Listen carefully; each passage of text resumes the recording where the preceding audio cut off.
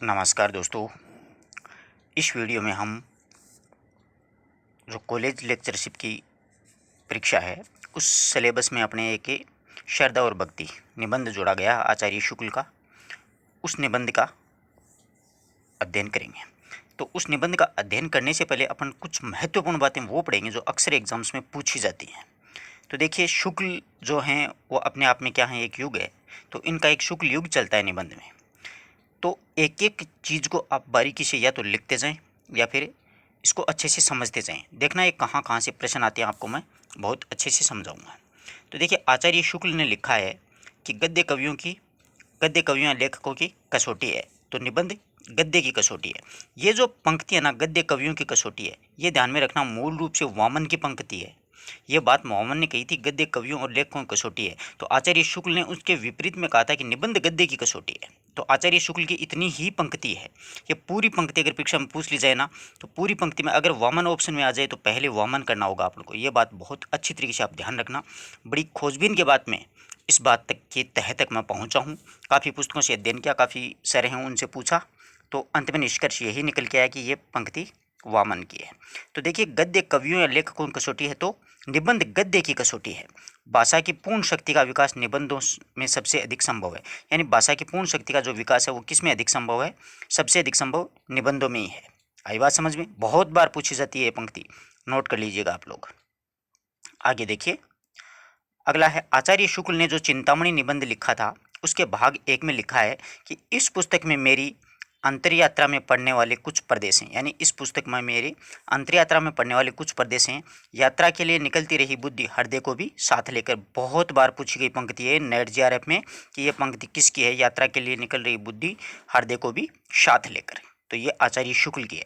आचार्य शुक्ल के निबंध संग्रह है, इसका संपादन, ये चिंतामणि कितने भागों में है और किस किस भाग में कितने निबंध हैं और इसका किस किसने संपादन किया, बहुत बार पूछी जाने वाली चीज़ें हैं जो एक एक चीज़ को समझेंगे। देखो, चिंतामणि भाग 1 1939 में प्रकाशित हुआ। प्रकाशन वर्ष भी देख सकते हो, कब हुआ? 1939 में। इसमें कुल 17 निबंध हैं। कितने निबंध हैं? कुल अगर पूछ ले, कई बार पूछा जाता है कि चिंतामणि के भाग 1 में कितने निबंध है, तो कुल कितने हैं? कुल 17 निबंध। आप स्वयं देख सकते हो कितने निबंध हैं, 17 निबंध हैं। एक एक पढ़ेंगे। देखो, भाव और मनोविकार, उत्साह है, श्रद्धा और भक्ति, अपने कोर्स में ये जोड़ा गया है। करुणा, लज्जा और ग्लानि, लोभ और प्रीति, घृणा, ईर्ष्या, भय, क्रोध, कविता क्या है, भारतेंदु हरिश्चंद्र, तुलसी का भक्ति मार्ग, मानस की धर्मभूमि, काव्य में लोकमंगल की साधनावस्था, साधारणीकरण और व्यक्ति वैचित्र्यवाद, रसात्मक बोध के विविध रूप। ये टोटल किसमें है? भाग 1 में 17 निबंध। इसमें से भाव और मनोविकार संबंधी निबंध कितने हैं? 10 हैं। अच्छे से याद रखना, भाव और मनोविकार संबंधी निबंध कितने हैं? 10। आपको दिखा देता हूँ, देखो यहाँ तक है। कविता क्या है?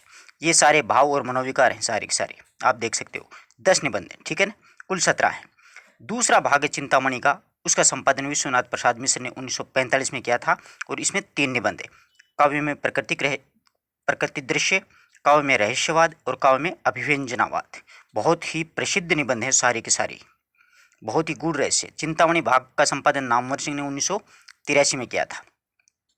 चिंतामणि भाग 4 का संपादन है वो कुसुम चतुर्वेदी और ओम प्रकाश सिंह के द्वारा किया गया था, ठीक है। इसमें कुल 47 निबंध हैं। कितने निबंध हैं? कुल 47 निबंध हैं। तो अच्छी तरीके से ध्यान रखिएगा, चिंतामणि भाग 4 भागों में है। पहले भाग का संपादन आचार्य शुक्ल ने किया था, दूसरे भाग का संपादन विश्वनाथ प्रसाद मिश्र ने किया था, तीसरे भाग का नामवर सिंह ने किया था 83 में, और चौथे भाग का संपादन है वो कुसुम चतुर्वेदी और ओम प्रकाश वाल्मीकि के द्वारा किया गया है। चौथे भाग में कुल 47 निबंध हैं, ठीक है। अच्छी तरीके से बात याद रखिएगा। अब ये जो पंक्तियां हम पढ़ने जा रहे हैं ये बहुत ही महत्वपूर्ण है, परीक्षा उपयोगी पंक्तियां हैं।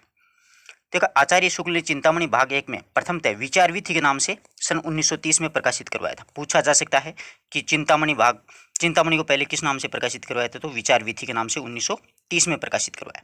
कविता क्या है निबंध सबसे पहले सरस्वती पत्रिका में 1909 में प्रकाशित हुआ था। कविता क्या है निबंध सबसे पहले सरस्वती पत्रिका में 1909 में प्रकाशित हुआ। आचार्य शुक्ल की कुछ चिंतामणि से ली गई पंक्तियां हैं, देखिएगा। श्रद्धा और प्रेम के योग का नाम ही क्या है? भक्ति है। श्रद्धा और प्रेम के योग का नाम क्या है? भक्ति है। कई बार ये पंक्ति पूछी जाती है। श्रद्धा का व्यापार स्थल विस्तृत है, प्रेम का एकांत है। प्रेम में घनत्व अधिक है तो श्रद्धा में विस्तार अधिक है। लोभ सामान्य उन्मुख होता है, प्रेम विशेष उन्मुख होता है। पूछी जाती हैं ये पंक्तियाँ। करुणा शील और सात्विकता का संस्थापक भाव है। पूछा जा सकता है कि सात्विकता और संस्थापक का भाव कौन है, तो करुणाशील है। सामाजिक जीवन की स्थिति और पुष्टि के लिए करुणा का प्रसार आवश्यक है। वेर क्रोध और आचार का मुरब्बा है। कम से कम 10,000 बार पूछी गई ये नेट जा रहा है अपनी ये पंक्ति। क्रोध वेर क्रोध और क्रोध का आचार का मुरब्बा है। प्रेम में स्वपन है तो श्रद्धा में जागरण है। प्रेम में स्वपन है तो श्रद्धा में जागरण है। जिस प्रकार आत्मा की मुक्तावस्था ज्ञान दशा कहलाती है, उसी प्रकार से हृदय की मुक्तावस्था रस दशा कहलाती है। कम से कम 10,000 बार पूछी गई पंक्ति है। हृदय की इसी मुक्ति साधना के लिए मनुष्य की वाणी में जो शब्द विधान करती आई है, उसे ही क्या कहते हैं मन, कविता की। कविता की परिभाषा आचार्य शुक्ल के द्वारा दी गई है। गुण प्रत्यक्षतः नहीं होता है, उसके आश्रय और परिणाम प्रत्यक्ष होते हैं।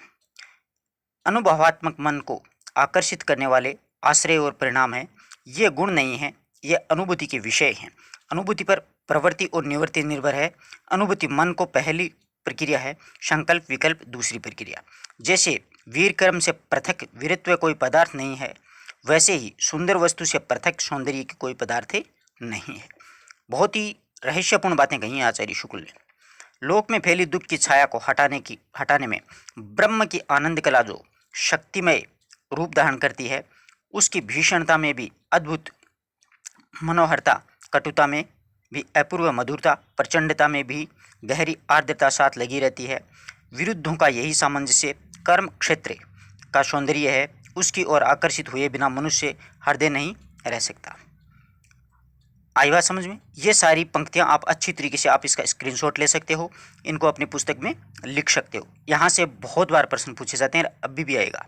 अब अपन निबंध की चर्चा करेंगे। देखिए, श्रद्धा और भक्ति निबंध का सार पढ़ेंगे। देखो, श्रद्धा मानव के हृदय में स्थित एक सात्विक भाव है। श्रद्धा मानव के हृदय में स्थित एक क्या है, सात्विक भाव होता है।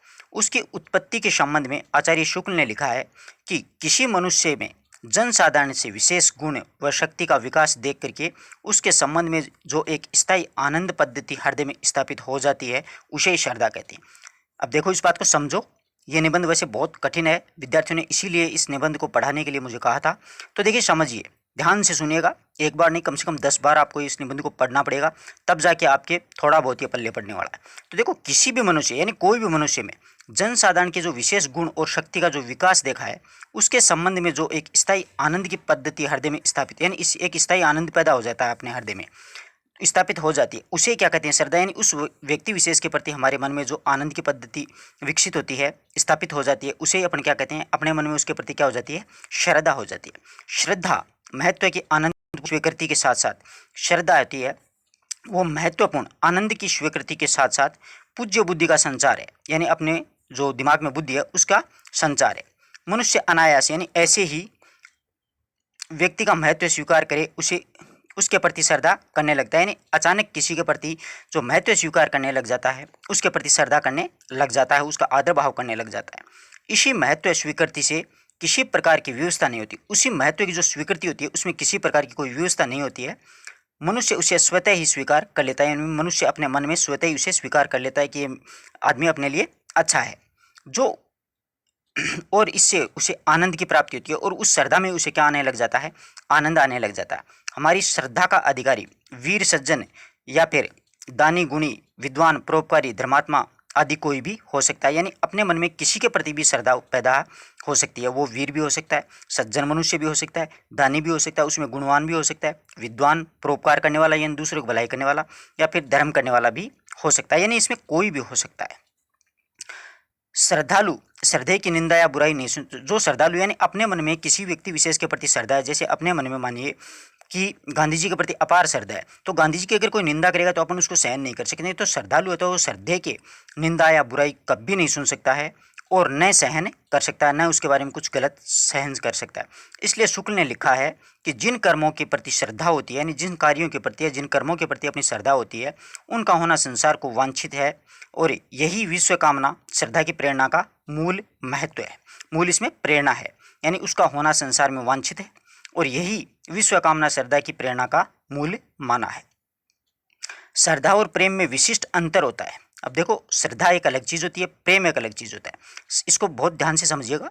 श्रद्धा का क्षेत्र विस्तृत होता है, जबकि प्रेम का क्षेत्र सीमित होता है। यानी श्रद्धा का क्षेत्र विस्तृत होता है, यानी उसके बारे में अपार श्रद्धा होती है अपने हृदय में, जबकि प्रेम का क्षेत्र क्या होता है, सीमित होता है। प्रेम में घनत्व अधिक होता है। प्रेम में क्या होता है, घनत्व अधिक होता है। श्रद्धा में विस्तार होता है, उसका फैलाव होता है। यही कारण है कि मनुष्य से प्रेम करने वाले एक दो मिल जाएंगे, मनुष्य से प्रेम करने वाले एक दो मिलेंगे, पर श्रद्धा रखने वालों की संख्या सैकड़ों में होती है। यानी श्रद्धालु सैकड़ों होते हैं। जैसे अपन किसी से प्रेम करते हैं तो एक या दो व्यक्ति से प्रेम कर सकते हैं, परंतु ये नहीं है कि अपन पूरे सभी लोगों से प्रेम करने लग जाएं। और जबकि जो श्रद्धा होती है, जैसे गांधी जी का आपको मैंने उदाहरण दिया, तो गांधी जी के श्रद्धालु बहुत हैं। अपन उनके प्रति, अपने मन में आस्था है, उनके प्रति अथाह विश्वास है। तो देखिए, यहाँ पर श्रद्धा रखने वालों की संख्या सैकड़ों, लाखों, करोड़ों में हो सकती है।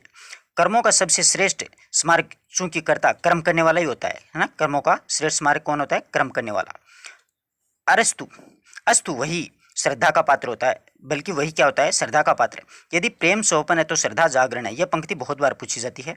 यदि प्रेम स्वपन है तो श्रद्धा जागरण है। ये किस निबंध से ली गई है, श्रद्धा और भक्ति से। प्रेम में दो पक्ष की आवश्यकता होती है। प्रेम में दोनों पक्षों की आवश्यकता होती है, यानी दोनों प्रेमी होते हैं, प्रेमी और प्रियतम। एक तो प्रेम करने वाला, दूसरा उसके सामने वाले प्रियतम। श्रद्धा में तीन होते हैं। देखो, यह पूछा जा सकता है श्रद्धा में कितने होते हैं। श्रद्धालु, श्रद्धेय और एक मध्यस्थ होता है। तीन होते हैं, श्रद्धालु, श्रद्धेय और मध्यस्थ। मध्यस्थ श्रद्धेय व्यक्ति के क्रम होते हैं। मध्यस्थ कौन होता है, श्रद्धेय अपना श्रद्धा रखते हैं, अपने क्रम उसमें तीसरा व्यक्ति का काम करेगा। प्रेम का कारण बहुधा अज्ञात होता है। प्रेम का कारण क्या होता है, अज्ञात। अनायास ही अपन किसी से प्रेम करने लग जाते हैं। तथा श्रद्धा का कारण प्रत्यक्ष रूप से होता है। श्रद्धा किसी न किसी कारणवश होती है, बगैर कारण के अपन किसी व्यक्ति में श्रद्धा नहीं रख सकते। श्रद्धा में क्रम प्रधान होता है और प्रेम में व्यक्ति, अर्थात श्रद्धा में दृष्टि पहले कर्मों की होती है। श्रद्धा में दृष्टि पहले कर्मों की होती है। अगर अपन कर्म उसके देखेंगे तो ही अपन उसमें श्रद्धा रखने लगेंगे, अदरवाइज अपन श्रद्धा नहीं रख सकते हैं। जबकि प्रेम में ऐसा नहीं होता है, व्यक्ति ही श्रेष्ठ होता है प्रेम में, श्रद्धेय तक पहुँचती है। प्रेम में प्रेमी पर से होती हुई उसके क्रम पर होती है। प्रेम में प्रेमी तक ही उसकी स्थिति है, वो वहीं तक रहती है, आगे नहीं बढ़ पाती है। श्रद्धा एक सामाजिक भाव होता है। प्रेम एक स्वार्थपूर्ण व्यक्तिगत भाव भी हो सकता है ना। देख लो, प्रेम होता है वो स्वार्थपूर्ण और व्यक्तिगत भाव होता है, एक व्यक्ति विशेष से होता है। जबकि श्रद्धा एक सामाजिक भाव होता है, यानी समाज के सभी लोग उसमें श्रद्धा रखते हैं। श्रद्धा के बदले में हम श्रद्धे से अपने लिए कोई बात नहीं चाहते। श्रद्धा के बदले में श्रद्धे से अपन कोई, मतलब उससे कोई परिणाम नहीं चाहते हैं, कोई बात नहीं चाहते हैं। श्रद्धा स्वयं ऐसे कर्मों का प्रतिकार होती है जिनका शुभ प्रभाव अकेले हम पर नहीं बल्कि सारे मनुष्य समाज पर पड़ता है। जैसे गांधी जी का प्रभाव पूरे भारत देश के समाज पर पड़ा है, यहाँ तक कि विदेश के लोग भी उनके प्रति श्रद्धा अपने मन में रखते हैं। श्रद्धा एक ऐसी आनंदपूर्ण कृतज्ञता होती है जिससे हम केवल समाज के प्रतिनिधि के रूप में प्रकट करते हैं। मानव को सदाचार पर श्रद्धा तथा अत्याचार पर क्रोध आता है। मानव होता है, उसको सदाचार पर श्रद्धा तथा अत्याचार पर क्रोध करने का अधिकार होता है। समाज ने दे रखा है कि जिस समाज में इस प्रकार सदाचार पर श्रद्धा और अत्याचार पर क्रोध करने वाले जितने ही व्यक्ति पाए जाएंगे, वह समाज उतना ही जागृत समझा जाएगा। समझ रहे हो बात को। समाज ने इस प्रकार से श्रद्धा पर और अत्याचार पर क्रोध करने का, सदाचार पर श्रद्धा का और अत्याचार पर क्रोध करने वाले जितने भी व्यक्ति पाए जाएंगे, वह समाज उतना ही क्या होगा, जागृत समझा जाएगा। श्रद्धा की सामाजिक विशेषता यही है कि जिस पर हम श्रद्धा रखते हैं, हमारी यही इच्छा होती है, हम जिस पर श्रद्धा रखते हैं हमारी यही इच्छा होती है कि लोग भी उस पर श्रद्धा रखें। अपन भी ये सोचते हैं कि इसके प्रति और लोगों की भी भावना हो और लोग भी इसमें श्रद्धा रखें। प्रेम में यह बात नहीं हो सकती, प्रेम में यह बात कभी नहीं होती है। तो प्रिय पर एकमात्र अधिकार का प्रश्न रहता है, यानी अपन जिसको पसंद करते हैं उस पर अपना ही अधिकार चाहते हैं, दूसरे का नहीं होना चाहिए। इस कारण श्रद्धा व प्रेम का एक अंतर भी हुआ करता है। इस प्रकार श्रद्धा और प्रेम में एक अंतर हुआ कि श्रद्धालु अपने भाव में संसार को भी सम्मिलित चाहता है। श्रद्धालु जो होता है वो अपने श्रद्धे के प्रति यानी पूरे भाव में संसार को भी सम्मिलित करना चाहता है, जबकि प्रेम नहीं चाहता है कि जिससे वह प्रेम करता है विश्व भी उसी से प्रेम करे। ऐसा नहीं होता ना। प्रेमी ये कभी नहीं चाहता है कि विश्व के अन्य पुरुष भी उससे प्रेम करने लगे, कारण कि प्रेम एक संकुचित भाव होता है। क्या होता है, प्रेम एक संकुचित भाव। श्रद्धा सदाचार के प्रति कृतज्ञता का भाव रखती है। श्रद्धा के अनुभव के लिए आवश्यक है कि समष्टि रूप में हमें संसार के लक्ष्य का बोध हो तथा हमारे हृदय में सामान्य आदर्शों की स्थापना हो। श्रद्धालु की दृष्टि सामान्य की ओर होनी चाहिए। श्रद्धालु की जो दृष्टि है वो सामान्य की ओर होनी चाहिए, विश्व की ओर नहीं। श्रद्धालु की दृष्टि वो सामान्य की ओर होनी चाहिए, बल्कि विशेष की ओर नहीं होनी चाहिए। कोई हमारे मित्र का उपकार करे, हम कहें कि हमारी उस मित्र पर श्रद्धा हो गई। कोई हमारे मित्र पे कोई उपकार करे, कोई भलाई करे, तो हम क्या कहेंगे, हमारी उस व्यक्ति के प्रति क्या होगी, श्रद्धा होगी। ये बात झूठ है। हाँ, उस व्यक्ति को अधिक संख्या में मनुष्यों के प्रति उपकार करते देख श्रद्धा की भावना वो जाग सकती है। इसका प्रमुख जो कारण यही है कि हम किसी के गुण या फिर शक्ति का विचार सारे संसार में संबंध करके करते हैं, अपने से या फिर किसी विशेष प्राणी से संबंध करके नहीं करते हैं। श्रद्धा की भावना स्वार्थियों या अभिमानियों के हृदय में नहीं टिक सकती है। श्रद्धा की जो भावना है वो स्वार्थी और अभिमानी प्रवृत्ति के जो लोग होते हैं उनके हृदय में कभी नहीं टिक सकती है।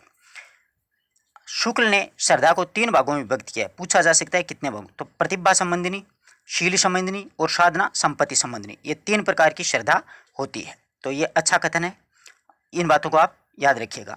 ऐसे प्रश्न अक्सर परीक्षा में आप आरपीएससी वो उठा लिया करती है। आगे बात समझ में। अब अपन देखते हैं, देखिए भक्ति। भक्ति किसे कहा है? शुक्ल जी के अनुसार श्रद्धा और प्रेम के योग का नाम ही क्या है? भक्ति है। बहुत बार पूछा जाता है ये कथन, अच्छे से याद रखिएगा। श्रद्धा और प्रेम के योग का नाम भक्ति है। जब पूज्य भाव की बुद्धि के साथ श्रद्धा भाजन के सामीप्य लाभ की प्रवृत्ति हो, उसकी सत्ता के कई रूपों के साक्षात्कार की वासना हो, तब हृदय में भक्ति का प्रादुर्भाव समझना चाहिए। तब अपने हृदय में भक्ति का प्रादुर्भाव समझना चाहिए। भक्ति की दशा में मनुष्य अपने जीवन कर्म का थोड़ा बहुत अंश श्रद्धे पर न्यौछावर करने के लिए प्रस्तुत करता है। भक्ति की दशा में मनुष्य होता है वो अपने जीवन कर्म में थोड़ा बहुत जो अंश होता है वो श्रद्धे पर न्यौछावर करने को प्रस्तुत करता है। श्रद्धे के जीवन कर्म पर भी अपना कुछ प्रभाव बनाए रखना चाहता है, यानी श्रद्धे के जीवन पर भी अपना कुछ प्रभाव जमाए रखना चाहता है। यही आत्मनिवेदन है। श्रद्धा के द्वारा मनुष्य श्रद्धे के महत्व का किसी अंश में अधिकारी नहीं हो सकता है, किसी प्रकार के अंश में कोई अधिकारी वो नहीं हो सकता है। भक्ति के द्वारा वह अपने श्रद्धे के महत्व का भी कुछ अधिकारी हो सकता है। यहाँ तक कि दूसरे की भक्ति करके वह तीसरे की भक्ति का अधिकारी बन सकता है, दूसरे की भक्ति करके वह तीसरे पे भी अधिकार बना सकता है अपना। और इसी प्रकार आगे बढ़ते हुए वह समाज का कल्याण करता है। जैसे हनुमान जी हैं, वो राम की भक्ति करके अन्य भक्तों की भक्ति के अधिकारी बन गए, यानी अन्य जो भक्त हैं उनकी भक्ति के अधिकारी हनुमान जी बन गए, जिन्होंने बहुत ही अच्छी तरीके से बहुत ही कृपा पात्र रहे हैं श्री राम जी के। श्रद्धालु महत्व को स्वीकार करता है, पर भक्त महत्व की ओर अग्रसर होता है। भक्त महत्व की ओर अग्रसर रहता है, जबकि श्रद्धालु महत्व को स्वीकार करता है। भक्ति एक सामाजिक पक्ष है। अच्छा कथन है, पूछा जा सकता है। भक्ति एक सामाजिक पक्ष है, उसे समाज का लोक कल्याण होता है, यानी भक्ति से समाज का लोक कल्याण होता है। इस लोक में कल्याण। भक्ति में किसी ऐसे सानिध्य की प्रवृत्ति भी होती है जिसके द्वारा हमारी महत्व के अनुकूल गति का प्रसार और प्रतिकूल गति का संकोच होता रहता है। इससे मनुष्य अपने जीवन को और भी आदर्शयुक्त बना सकता है। भक्ति में आगे देखिएगा, भक्ति में अद्वैत भाव और अनिवार्य रूप से विद्यमान रहता है, जिससे श्रद्धेय का महत्व और अपने लघुत्व को प्रदर्शित करता है। भक्ति के आश्रय को प्राप्त करते ही कठिन से कठिन काम सरल और सुगम प्रतीत हो जाता है। देखिए समझिए, भक्ति के आश्रय को प्राप्त करते ही कठिन से कठिन काम सरल और सुगम प्रतीत होने लगता है, क्योंकि उसके प्रति अपनी आस्था बढ़ जाती है। इष्ट के साथ अनिष्ट का योग होना बहुत संभव है, यानी इष्ट के साथ अनिष्ट हो सकता है, ये संभव है। यदि बुरा न हो तो अच्छे की कीमत ही क्या, वरना अपन को अच्छाई का पता ही कैसे चलेगा। रावण न होता तो राम का उतना महत्व कभी नहीं होता। इष्ट राम में हम अपने लिए प्रवृत्ति का क्रम पाते हैं, दूसरे रावण में निवृत्ति का क्रम पाते हैं। यदि कहीं पाप है, अन्याय है, अत्याचार है, तो उसका समूल नाश के लिए तत्पर होना लोक रक्षा के लिए परम आवश्यक। यदि किसी स्थान पर कोई पाप हो रहा है, कोई अत्याचार, कोई अन्याय कर रहा है, तो उसके समूल नाश करने के लिए तत्पर होना ही लोक रक्षा के लिए परम आवश्यक है, यानी उस पाप को, उस अन्याय को, उस अत्याचार को मिटाना ही अपना परम कर्तव्य है। भक्ति का स्थान मानव हृदय में है और वहीं श्रद्धा और प्रेम के संयोग में उसका प्रादुर्भाव होता है। भक्ति का स्थान मनुष्य के हृदय में है, वहीं पर श्रद्धा और प्रेम के संयोग से उसका प्रादुर्भाव यानी उसका विकास होता है भक्ति का। भक्त का मन श्रद्धा और प्रेम के कारण परमात्मा के विशद रूप की ओर खींचा चला जाता है। भक्त का जो मन है वो श्रद्धा और प्रेम के कारण ही तो परमात्मा के विशद रूप की ओर खींचता चला जाता है और उसे पूर्ण पुरुष समझ करके आनंदित हो उठता है, यानी ईश्वर के प्रति उसका जो मन है भक्त का वह पूर्ण पुरुष समझ करके आनंदित हो उठता है, उसके धर्म का पथ जगमगा उठता है। भक्ति हृदय से की जाती है। भक्ति कहाँ से की जाती है? मन से, यानी हृदय से। बुद्धि से भक्ति कभी नहीं की जाती, बुद्धि से नहीं की जाती है।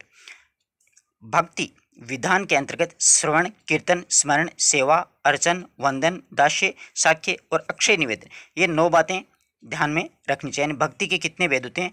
9दा भक्ति उसको कहा जाता है। श्रवण, कीर्तन, स्मरण, सेवा, अर्चन, वंदन, दास्य, साख्य और अक्षय निवेदन बात। हिंदू धर्म लोक कल्याण का उपदेश देने वालों को विशेष महत्व नहीं दिया जाता है। यानी हिंदू धर्म में लोक कल्याण के उपदेश देने वालों को विशेष महत्व नहीं दिया जाता है। वह तो कर्म क्षेत्र में घुसकर अन्याय का, कर्म के क्षेत्र में घुस करके अन्याय का नाश करने वालों को महत्व दिया जाता है। अन्याय का नाश करने वालों को महत्व दिया जाता है। जनता के संपूर्ण जीवन का स्पर्श करने वाला क्षत्र धर्म, यानी जनता के संपूर्ण जीवन को स्पर्श करने वाला एक क्षत्रिय धर्म होता है। रामकृष्ण इस धर्म के प्रतीक हैं।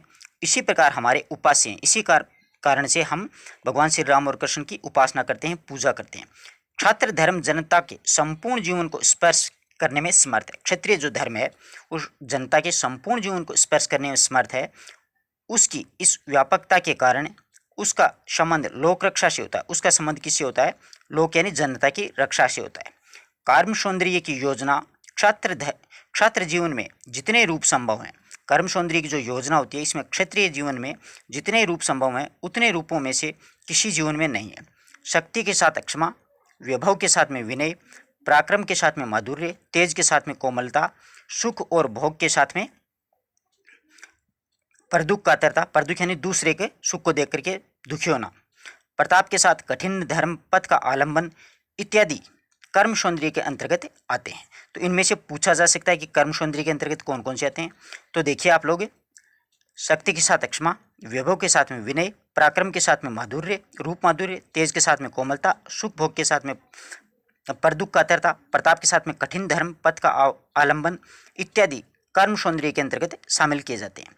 इसलिए क्षत्र धर्म के पालन की आकांक्षा सदैव की गई है। इसी कारण से क्षत्र धर्म है उसके पालन की आकांक्षा वो सदैव है वो की गई है। तो इस प्रकार से अपन ने श्रद्धा और भक्ति जो निबंध है उसके मूल भाव को पढ़ा, आचार्य शुक्ल की महत्वपूर्ण पंक्तियों के बारे में पढ़ा, चिंतामणि के कितने भेद हैं, कितने प्रकार हैं, किसने कौन सा कब प्रकाशित हुआ और किसने उसका संपादन किया, किस भाग में कितने निबंध संकलित हैं, उनकी चर्चा की। आशा करता हूँ वीडियो आपको अच्छा लगा होगा। अगर किसी प्रकार का कोई डाउट हो तो आप लोग पूछ सकते हो। ये निबंध इतनी क्रिटिकल भाषा में लिखा हुआ है, इतना कठिन भाषा में लिखा हुआ है कि आप 10 बार पढ़ोगे तो भी कुछ समझ में नहीं आना है। तो इसमें से मूल बातें जो मैंने आपको बताई हैं, जो पंक्तियाँ बताई हैं, वो आप अपनी नोटबुक है उसमें नोट कर लीजिएगा, लिख लीजिएगा, उनको अच्छे से याद रखिएगा और फिर आप परीक्षा में 1-2 बार इस वीडियो को सुनिएगा और सारांश को पढ़िएगा। PDF के लिए आपको टेलीग्राम चैनल ज्वाइन करना है, जिसका लिंक मैं आपको डिस्क्रिप्शन में दूंगा। धन्यवाद दोस्तों।